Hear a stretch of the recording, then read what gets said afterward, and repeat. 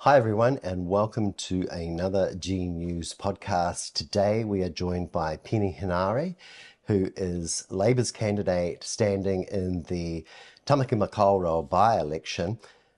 Henare Henare is also Labour's spokesperson for foreign affairs, for economic development, defence, and for Maori Crown Relations and the Associate Health Spokesperson. Hey, Peeni, welcome to G News. Kia ora, thank you for having me. Very welcome. So this government, it's really going to war. It's got a anti-Maori agenda, and we've seen it. We are pretty upset. We are outraged, really, about all the things they're doing. So I'll just list a few of them. You're very familiar with them, but they scrapped the Maori Health Authority. They mess around with government department names and stop-go signs. They have cancelled things, like 7AA duties of the chief executives of Oranga Tamariki. They've tried on the Treaty Principles Bill for months and months on end. They're forcing the Regulatory Standards Bill upon us that doesn't even refer to Te Treaty. They've been overreaching and raising the thresholds on the Marine Area Coastal Act, making all of the customary title so much harder to claim. They are going through 23 pieces of legislation and kind of removing or changing the law when it comes to Te Treaty. And they've also gone as far as removing 6 words from books that children read. So there's no doubt about it. There are many other issues as well, but we are seeing an anti-Maori agenda going on from this government, some kind of backlash to the progress that's been made in the past. And so I think there's probably quite a sentiment that we want to see a fight back. Now, at the same time, all the candidates, particularly the two of you that are the main candidates for the Tamaki Makaurau election, you're probably on similar sides when it comes to fighting back for this kind of thing. But seriously, what, as the largest party on the left, Labour is the largest party, can Labour do that TPM can't do?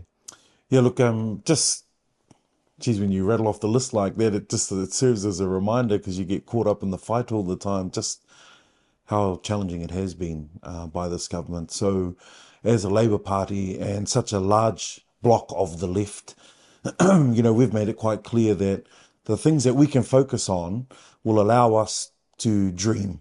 The things that we can focus on will allow us to fix all the other things that that we think have been caused as a distraction. And what I mean by that is, I said it in a recent debate, Rawiri said, uses the words of our ancestor Moko Moko, who says, remove the noose from my neck so that I may sing my song. And what we're saying is, in Labour, the things that we're really good at are making sure that we can remove the noose.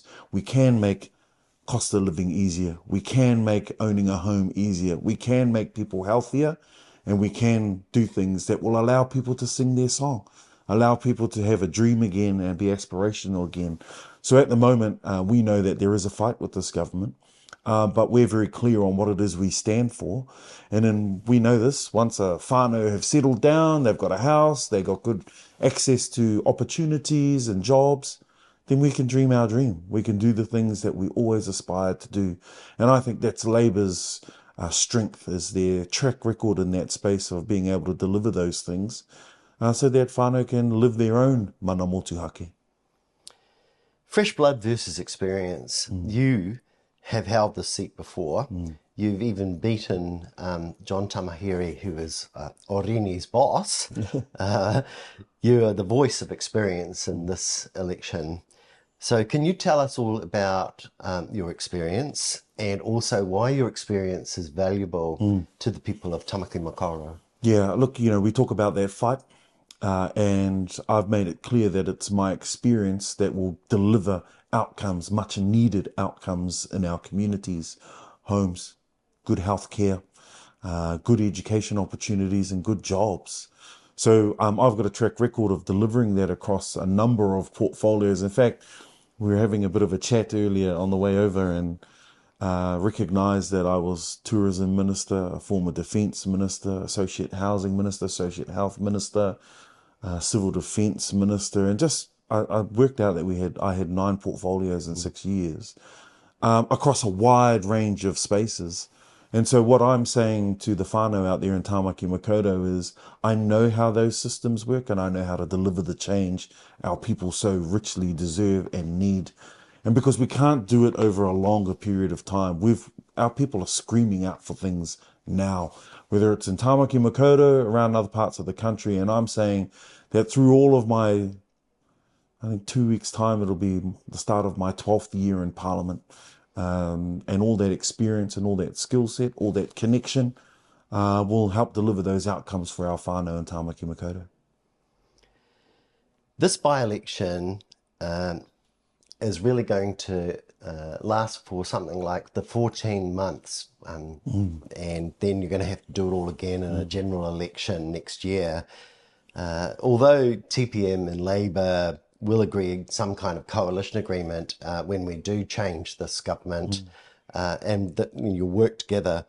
Oreni Kaipara has said that Labour does not reflect the reality for Māori today.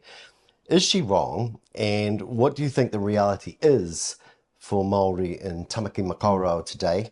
How will you solve those big issues that they have? Yeah, I think she's wrong there. And why I say that is we all marched for Te Tiriti o Waitangi. We all have these very similar in many ways as a Māori community. But what sets us apart in Tāmaki Makaurau is a lot of the whānau there are either on a journey for their language or a journey for their connection back to where they come from. But they're also, in a multi-generational sense, Aucklanders, Tāmaki Makaurau. So their priorities are slightly different insofar as they want good work opportunities, they like the houses in the community that they live in, and they just prefer very much a day-to-day kind of life, which I think Labour has always been clear on. If we can support those things, then people can do the language journey, do the Māori stuff, do all the other stuff. Whenever we've knocked on a door, nobody said to me, Toitu te tiriti. Nobody. Everybody has all said to me, I'm really concerned because I'm losing my job. Construction sector, some 17,000 jobs gone like that. And most of them were Māori, Pacific. So that's what everyone's talking to me about. And I think that Labour's got a really good opportunity here to focus on those things. And when we talk about a potential coalition or whatever it might look like in the future, my challenge to the Māori Party is come on board with these things. Let's sort these real life issues out for our whānau in order for them to dream their dream. Rah-rah versus la-la. It's easy to roar like a lion in opposition and it's harder to govern. We heard the other day Te Pāti Mare wanted to entrench Te Tiriti into legislation, and many people didn't know about the 75% majority that would be required to do entrenchment. While people were angry and they want sweeping transformational change, we'd like to, we'd probably all like to get a much better place, for us all and for Māori. But what are some of the misconceptions that you come across when it comes to people and their expectations for what can actually be achieved? Yeah, that's a really good question. And the entrenchment one is a classic example of people thinking that it's just a matter of entrenching it in law. Well, when we were in power, we put Te Tiriti o Waitangi into the Health Act. We did all those things. Simple majority in the House will change that. So in order to entrench it, you do need 70, 75% in the House to make sure that you've got a super majority. So then it becomes a maths game. And I've said to some of the Te Pāti Māori whānau on the trail, it's clear to me that Te Pāti Māori aren't in a position to talk to anybody on the other side of the House. In fact, their whole machinery is geared towards attacking them. And you'll need those numbers if you want to entrench something. And it just seems like, as you say, la-la land at the moment. It's wishful thinking. And I also heard during the debate, my tuahine Oreni saying, I will give $1 billion to whānau ora. Well, I was the former whānau ora minister, and it's a really difficult job to secure money for different kaupapa. We know that, for example, governments usually spend between 3 to about $6.5 billion every year on new things. And so to say that you're going to give $1 billion to whānau ora, that means it's coming from somewhere else. And I can say in my experience, for 3 of the 6 years I was a minister, I was the only minister who got over $1 billion across all my portfolios. So it's doable, but you need the skill set and you need the relationships with other parties. We were in government with New Zealand First at the time in 2017. The Green Party joined us in 2020. And you need to have those relationships. And at the moment, I don't see any bridge building relationships from Te Pāti Māori at the moment. So when we're talking about bridge building, there's been some big issues like the Treaty Principles Bill, and we saw the haka in Parliament. And I just want to say you never apologised to anyone for doing the haka in Parliament. You apologise for getting out of your seat, but not the haka. Why is the haka important, and why wouldn't you apologise for that? It's what I believe in. Those are my principles around my upbringing with respect to Te Tiriti o Waitangi. I'm a descendant of no less than 6 who signed Te Tiriti o Waitangi, and the descendant of 2 who signed Te Whakaputanga in 1835. So I've got skin in the game, if you will, in a very real sense. And I too believe that all New Zealanders have skin in this game. And I thought it was worth standing for and fighting against. And that's why I did the haka. And we know, as an experienced member in the House, the minute you leave your seat and I'll go onto the floor and disrupt the House, you are breaking the rules of the House. So it was deliberate stepping out onto the floor of the House. It was deliberate to do the haka. In order to be in the fight and remain in the fight, I weighed it up and said, well, look, I did break the rules in the House. I stand by my haka and I'll never apologise for doing it. But I do apologise for breaking the rules of the House. And that's important because what that means, my friend, is I'm still in the fight. Some of my colleagues who chose not to apologise to the Privileges Committee and were 3 weeks out of the House. In a time when we need voices in the House, we need the fight in the House. So we made our point with the haka. We've got to continue the fight. And I'm proud of what we did. And if I had the chance to do it again, I'd do it again for the right cause. Cool. So you've been getting stuck in when it comes to health issues as the nurses go on strike and things get worse in all of our hospitals. The price of seeing a GP is going up. So what's the biggest issues facing Māori when it comes to health, and how you help solve those issues? Yeah, in Tāmaki Makaurau, it's very similar to all whānau in Auckland. It's access to a GP. At the moment, the current wait time is about 5 weeks to get in and see a GP. We do not have enough GPs. And then, of course, as a result, the prices have gone up, nearly $100. That affects everybody. And so for Māori, it makes access to health even harder when it's clear in the statistics they're already at the back of the bus, if you will. So it does make it harder. And as I was 5 years an associate health minister who built the Māori Health Authority, who did a whole number of things that could close the gap on welfare and health for our whānau Māori. One of the ones I was proud of was we lowered the bowel screening age for Māori in Pacific because all of the statistics said that was the smart thing to do. This government removed that. And I think they're making it harder for our whānau to achieve good health outcomes. And I've got a proven record of how we can do it and do it well. And just finally, my boy is a nurse. Oh, really? He's a nurse. He's a nurse in Henare. Yeah. And he loves his job. And he loves working in the community. But he tells me regularly that the challenge in the sector is they are all worn out. He says, Dad, I've worked extra shifts. We just don't have enough workers here. Most are going to Australia and getting paid better. And I love him, but he stays here because his family's here. He doesn't want to go to Australia. So we've got to do something to support our healthcare workers so that they can be better carers for our families in the community. And, My boy tells me every night. So I've got constant reminder of just how much work we need to do. Good. When it comes to being connected and helping out in the community, you're actually out there quite a bit behind the scenes that people don't actually get to see. So there's a whole lot of unseen stuff. Can you tell us a little bit about what you do? Yeah, look, I'm a firm believer that MPs there, MPs are there to empower community champions. That's what I've always.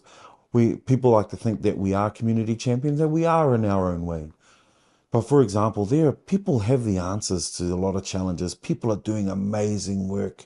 Our job is simply to listen to them, and where we can, get the support in behind them. And that's often the fighting for money, helping them with applications to get more grants, to get more money, lobbying on their behalf with current National Party ministers on how they can get more support for their particular kaupapa. And that's one of the key jobs, I believe, of an MP. Isn't always about the glory. It is about making sure you do the mahi.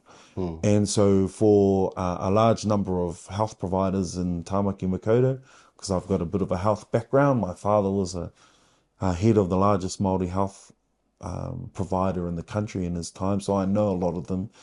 And I'm able to get in there, just listen, and take their challenges to the government, take their challenges to even the ministries who often make life hard for them and for us all, and do that work there to get the outcome that our families deserve. Sometimes, though, that means that you don't get, the kudos, but that's how it should be. It should be about the community. Good stuff. So yeah, people, many of us are quite outraged, I think, about what's going on, when it comes to this anti-Māori agenda. And we're seeing it when it comes to education even. We're seeing Te Reo under attack. We're seeing New Zealand history in schools being pulled out, and this English first mentality. Will Labour put those 6 words back in that book on the marae that Erica Stanford removed? Can you comment at all about education and what you can personally do to help and to see that kind of thing happen? I want to mihi to Calvin Davis. When he was the Associate Education Minister, he was responsible for the largest single plan which was funded and resourced to grow the capacity of Te Reo Māori in the education system. He created a kaupapa called Te Ahu o Te Reo Māori, which meant that every teacher in the country could access Māori language resources and content to help them be better in their classrooms and help them to be better teachers. And he did a great job. This government have taken all of that away. And now it's driving a focus away from languages in general, not just Māori, but languages in general. But it's definitely feels personal because it is Te Reo Māori, and there's no other home for Te Reo Māori but here in Aotearoa. So yes, we can put those things back in place. We know that when we support our teachers, like if we support our care workers, they serve our families better. They serve our kids better. They teach better. And, I feel aroha for a lot of our teachers out there who are doing it tough, who have had that support ripped away from them. We can put those things back in place. We've got a blueprint on how to do it. And this is why I believe my experience is important, because the blueprint's there. All we need to do is get rid of this government and we can dust off some of it, bring it back in, but also adapt it to suit the times, because things have changed. Things have changed since we were last in power, and we've got a job to do and we know how to do it. When it comes to personal views, the Prime Minister is free to express his personal view on Benjamin Netanyahu and how he's lost the plot. And we see that kind of embraced, almost kind of applauded by some corners of media. When somebody in the Labour Party expresses a personal view, we see confusion and a couple of days of sort of scuttlebutt about whether that's a mistake or not. I think everybody in this Tamaki Makaurau election, all 5 candidates, probably have personal views all the time that they can express. It's unfortunate that we see some confusion, I think, there, because there's also a lack of concrete policy due to timing issues. Some of this election could come down to just vibes about people. What's the vibe? So you've been out and on the campaign trail, knocking on doors. You've been very, very busy. What's the vibe that you're hearing from people when you go knock on their door and talk Yeah. to them? There is a real motivation for communities at the moment, and it's coming through in the discussions we're having at the doorstep. They want to see the back end of this government. And you mentioned it earlier, the by-election is really important to get the mandate for Tāmaki Makaurau. This must lend itself, though, to a bigger drive to change this government in 14 months' time. So we've got a community now who are keen to do that. They're keen to make sure that they are a one-term government, and they're keen to support us to get there. So the vibes have been really good, and the conversations are strong. It's always a helpful starter when you knock on the door and they say, "Oh, we hate this government." That's a great hook for us to say, right, well then let's talk about how we can get rid of them. And so the vibes are really good. And despite the beatdown that this government is giving communities, Māori communities, all communities, our people are resilient. They're strong. You know, I've knocked on a door in Panama Road in Otahu the other day, and the old lady said, "Oh, they think they're going to, knock us over. We've been standing here for years, boy, and we're going to keep standing in the face of this barrage of rubbish from this government." And so she was right behind us, and whatever we can do to change this government, whānau are in. The cost of living, houses, jobs. Are you excited about what's coming from Labor in solutions and policies that might be waiting in the wings that you might not be able to talk about right now? But what you can tell us. What do you think can be coming that, and should we be excited about?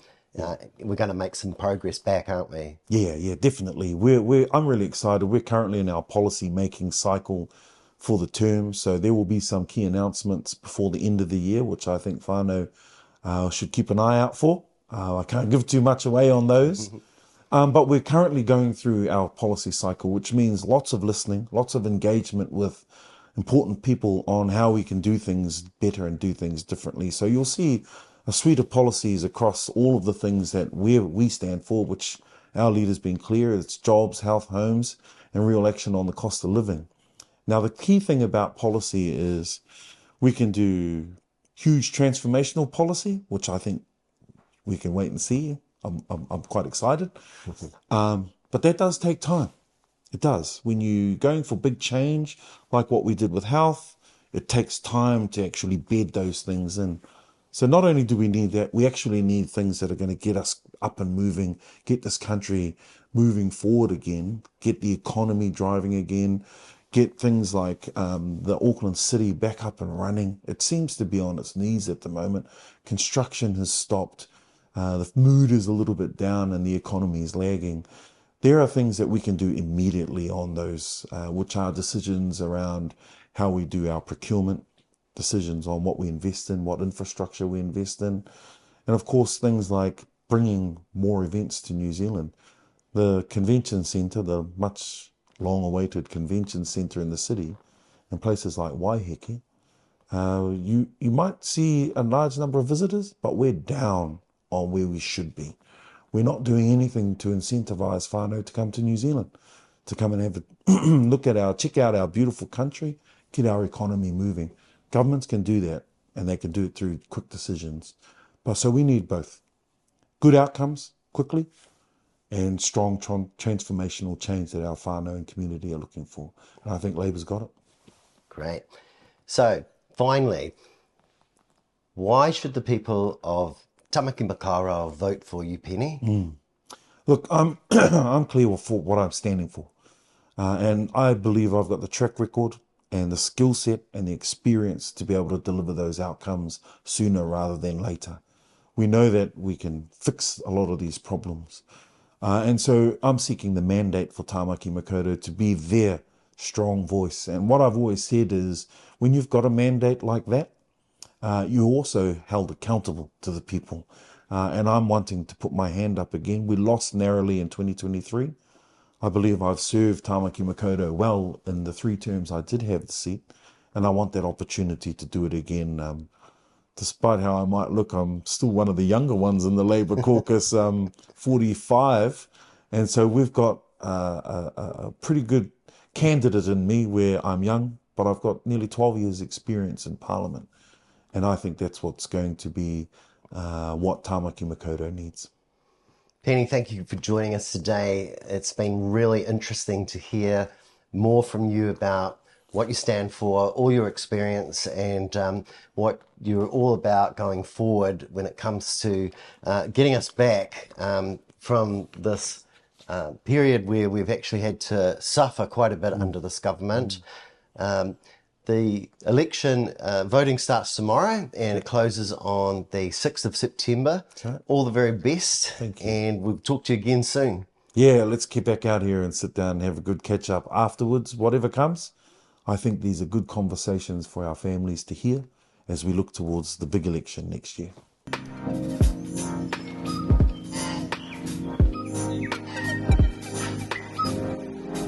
Welcome to G News, the good news. Yeah, right.